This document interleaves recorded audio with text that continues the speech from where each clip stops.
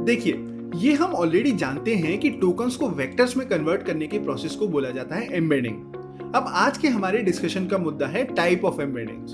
तो embeddings basically दो type के होते हैं, static embedding and dynamic embedding. Static embedding का मतलब होता है हर टोकन का एक फिक्स वेक्टर, चाहे वो टोकन सेंटेंस में कहीं भी यूज हो। For example, river bank and money bank दोनों जगह बैंक टोकन की एम्बेडिंग सेम होगी, इर्रिस्पेक्टिव ऑफ कॉन्टेक्स्ट। इसका मतलब ये हुआ कि स्टैटिक एम्बेडिंग्स यूज करने वाले एआई को कॉन्टेक्स्ट की समझ नहीं होती। टेक्निकली स्टैटिक एम्बेडिंग एक लुकअप टेबल की तरह काम करती है, इसीलिए स्टैटिक एम्बेडिंग फास्ट होती हैं, स्टोरेज कम लेती हैं, बट इनका मीनिंग बहुत ही शैलो होता है। 2018-19 से पहले most of the AI system सिर्फ स्टैटिक एम्बेडिंग्स का ही यूज करते थे।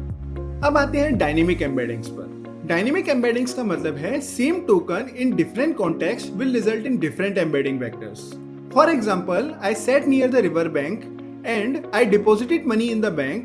दोनों जगह बैंक टोकन का एम्बेडिंग वेक्टर अलग अलग होगा क्योंकि कॉन्टेक्स्ट अलग है। पर यही डायनेमिक एम्बेडिंग सीक्रेटली पावर करते हैं चैट जीपीटी, जेमिनी और क्लॉड जैसे मॉडर्न एलएलएम्स को। डायनेमिक एम्बेडिंग्स का राइज 2018-19 के बाद हुआ, जब गूगल ने दुनिया को अटेंशन मैकेनिज्म से इंट्रोड्यूस कराया।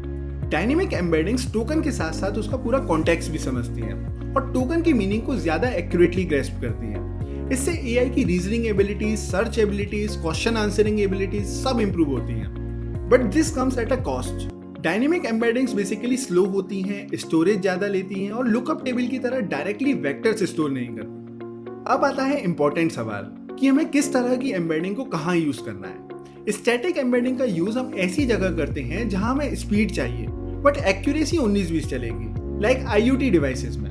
बट मोस्टली ये एम्बेडिंग्स आज की डेट में ऑब्सोलीट हो चुकी हैं। डायनेमिक एम्बेडिंग्स ज्यादा एडवांस, ज्यादा पावरफुल और ज्यादा मीनिंगफुल होती हैं। डायनेमिक एम्बेडिंग्स का यूज हम चैटबॉट्स में करते हैं, सिमेंटिक सर्च में करते हैं, रैग सिस्टम्स में करते हैं, रीजनिंग मॉडल्स में करते हैं, and we are not. Most of the AI applications जो हम आज की डेट में देखते हैं behind the scene dynamic embeddings का ही यूज करते हैं।